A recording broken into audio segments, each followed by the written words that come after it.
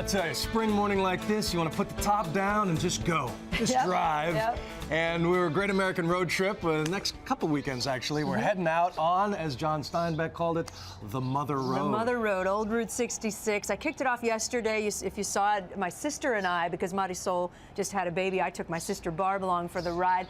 And we headed out on the highway that used to go all the way from Chicago to Los Angeles. We showed you some of the sights, but today I want to bring you the rest of our leg and how folks along the route are faring.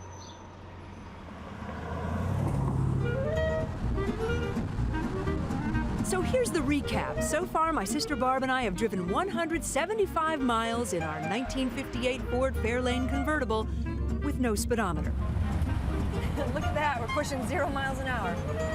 Woo! Across Oklahoma, into the Texas Panhandle. Wait! The turquoise there. Turquoise! Barb, try these on. Took a break for boot shopping in Amarillo. Found some cowboys to dance with. Ah!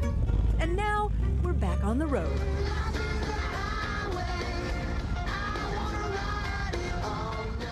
We're having fun, but we can't help but wonder, what's it like to live on Route 66? We were driving through and we thought, you know, we should stop and see who actually who lives along Route 66, because that's why we're driving. Poor folks. Come on. That's all that's left. Butch Turpin and Donnie Basham fix windmills for a living. They stay in McLean, they say, because it's safe. And the economic downturn, well, that hasn't affected too many folks around here. It's the ranchers, because they've got to keep going. They can't just shut down because somebody in New York said we needed to. Down here, we're the last one that gets the word. We don't know no different. We didn't know hard times. This way it's always been down here. It'll be over. What's that? You don't know hard times because that's the way it's always been? It's always been like this. It'll be over before we ever hear about it. We hear the same story in town after town. The economy hasn't been good here for a long time. But is it typical for kids from around here to stay put around here or not? No, it's really not, because there's there's not a lot of jobs around here. Rourke's Hardware up the road in Vega has been in business for 85 years. Wow. This is cool. Randy Rourke used to live in Phoenix. What brought you back? Home. This is home. I had community roots and I love it here, you know.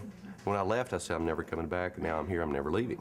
Randy says he couldn't count on Route 66 travelers to keep the business afloat. Instead, he relies on locals who come in for popcorn and sit a while.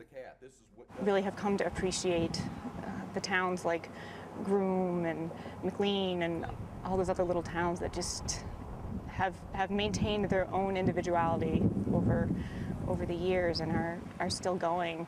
It really is a slice of America that you can't see anywhere else. It raises a lot of questions to me about what we should save, what we should preserve, and what we should let go.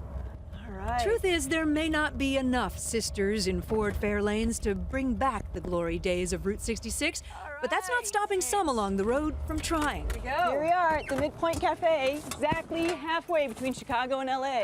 Let's get some pie. The Midpoint Cafe lures tourists in with their famous ugly crust pie.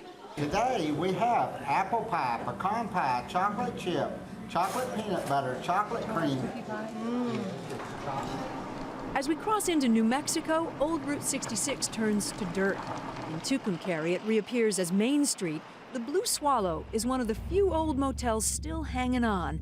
Owner Bill Kinder is only filling 3 or 4 of his 12 rooms a night. Yeah, we need people to come through Route 66. Not just me, everybody does. You see, it's just small town America, and it doesn't take as much to make us happy, but we still need that little bit to keep smiling.